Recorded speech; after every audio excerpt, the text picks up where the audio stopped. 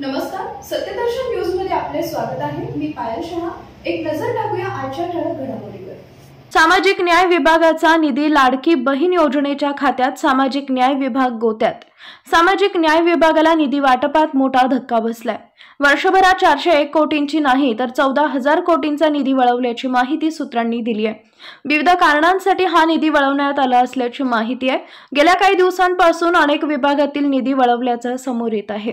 लाडकी बहीण योजनेच्या पार्श्वभूमीवर हा निधी वळवल्याचा आरोप काहींनी केलाय, त्यामुळे सामाजिक न्याय विभागाला हा मोठा धक्का बसलेला असल्याचं बोललं जात आहे। सुरुवातीला या विभागातून 6 ते 7,000 कोटींचा निधी वळवण्यात आला होता, त्यानंतर पुन्हा 410 कोटींचा निधी वळवला गेला। मात्र सामाजिक न्याय विभागाच्या गोपनीय सूत्रांनी दिलेल्या माहितीनुसार दरवर्षी सामाजिक न्याय विभागाला 29,600 कोटी रुपयांचा निधी मिळतो। त्यातून यंदा तब्बल 14,000 कोटींचा निधी हा लाडकी बहीण योजनेच्या खात्यात वळवला जाणार आहे।